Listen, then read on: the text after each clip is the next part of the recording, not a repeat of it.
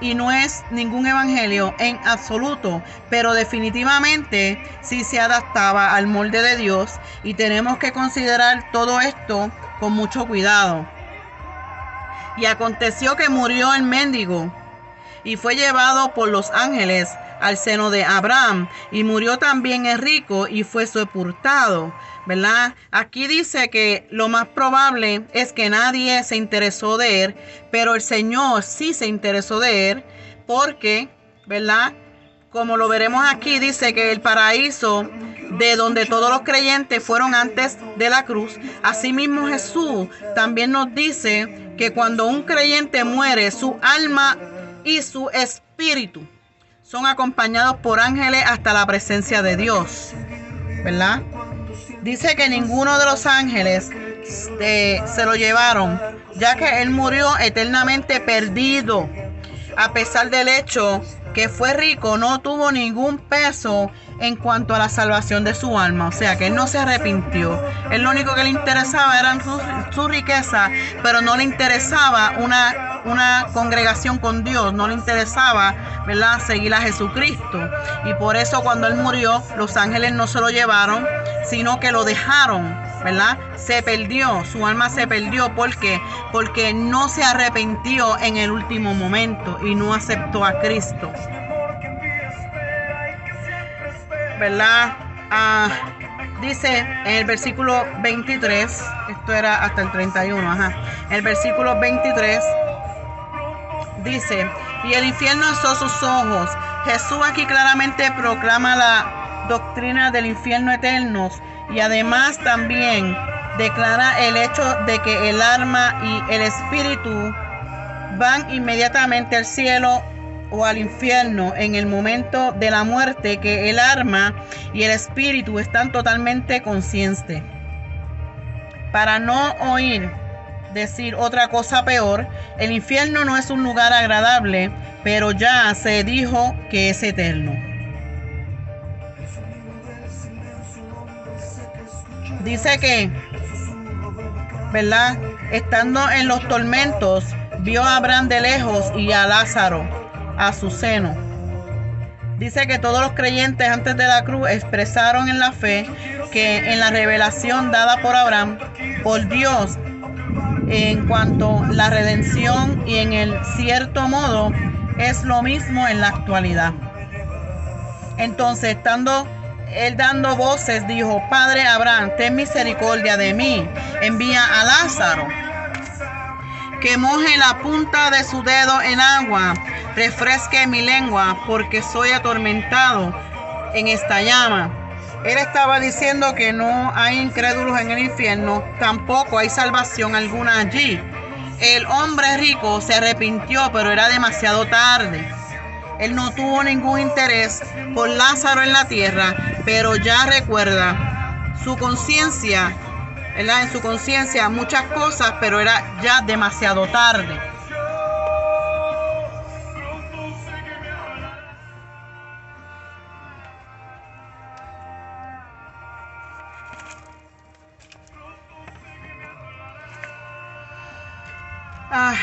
Era ya demasiado tarde, ¿verdad? Dice que es claro que no hay agua allí, y dice que la Biblia enseña que los fuegos del infierno son literales. Jesús así lo dijo. Escrito está en la Biblia. Y les dijo a Abraham: hijo, acuérdate de que recibiste tus bienes en la vida, y Lázaro también males, mas ahora este es consolado aquí y tú atormentado.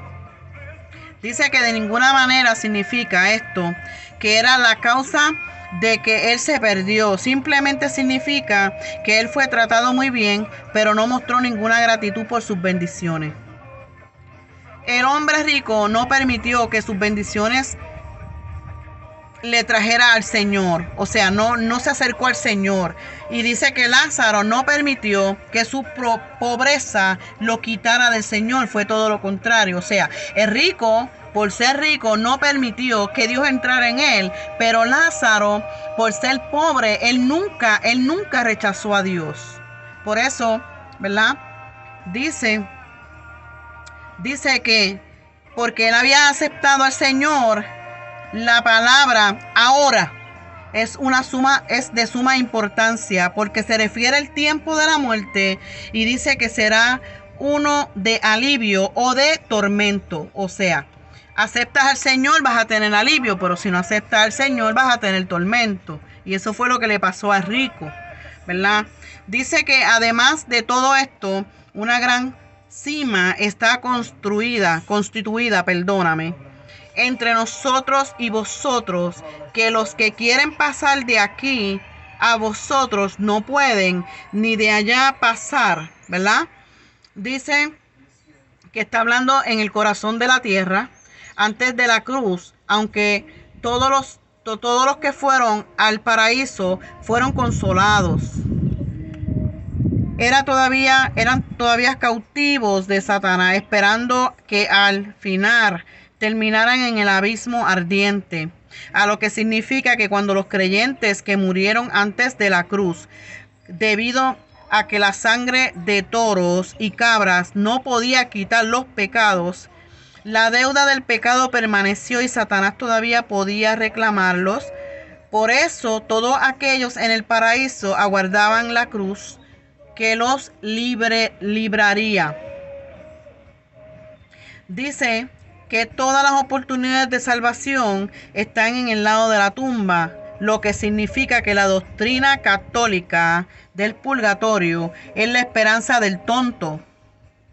No existe en absoluto tal lugar.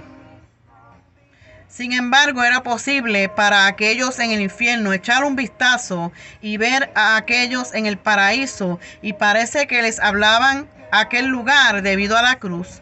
Y ahora está vacío porque todos fueron liberados por Cristo después de haber pagado el precio. Eso está en Efesios 4, del 8 al 9. Y dice, y dijo, te ruego pues, Padre, que le envíes a la casa de mi Padre, ¿verdad? Es para que envíe a Lázaro, que es el único ejemplo de la oración. Dice que a un santo muerto en las escrituras, que deje a aquellos que hacen eso, que recuerden que la oración a todos los demás santos muertos resultará igual como resultado de esta oración. Nada.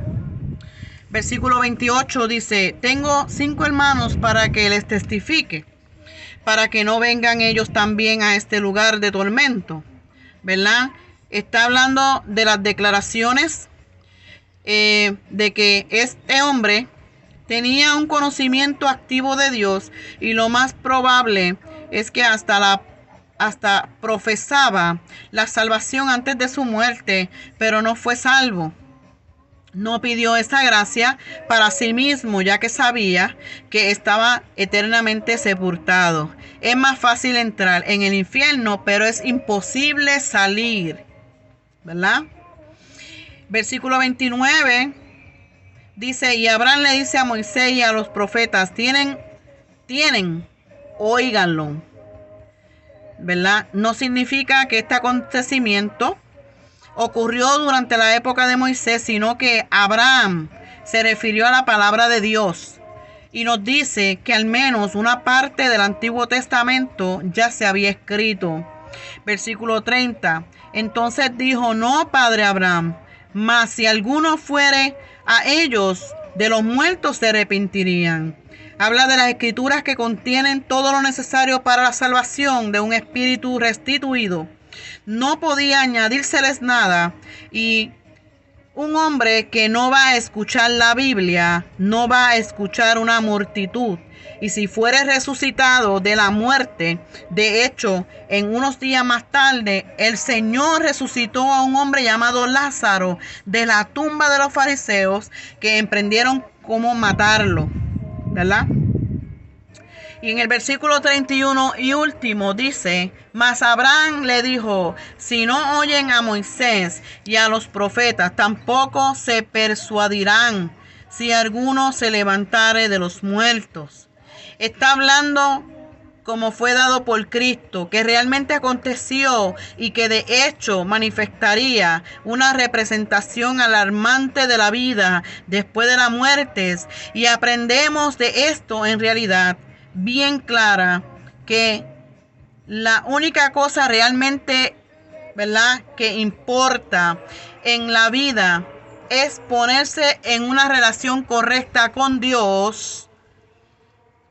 Hay un cielo, hay un infierno, y cada alma jamás ha vivido, ha ido o va a uno de o al otro.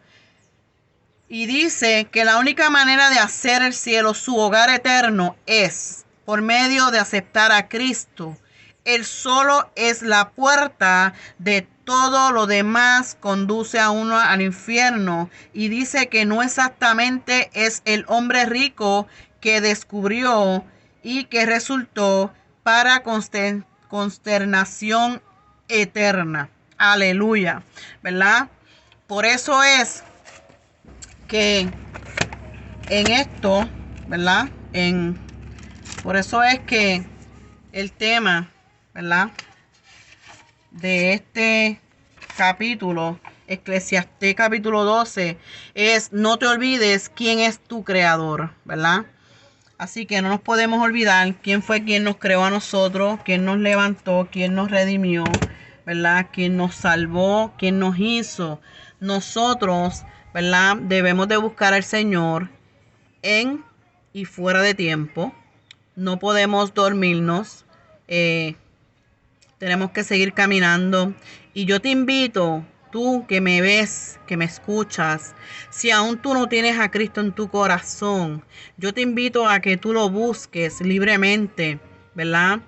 Y que tu alma sea salva, ¿verdad? Andar como Cristo andaba. Nosotros somos el ejemplo, ¿verdad?, aquí en la tierra.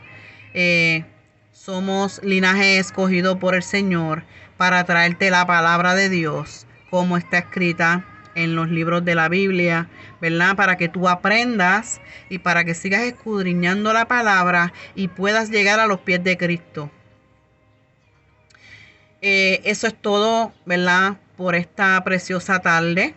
Espero que haya sido de ministración y edificación, porque a mí me ministró. Sigo aprendiendo de la palabra.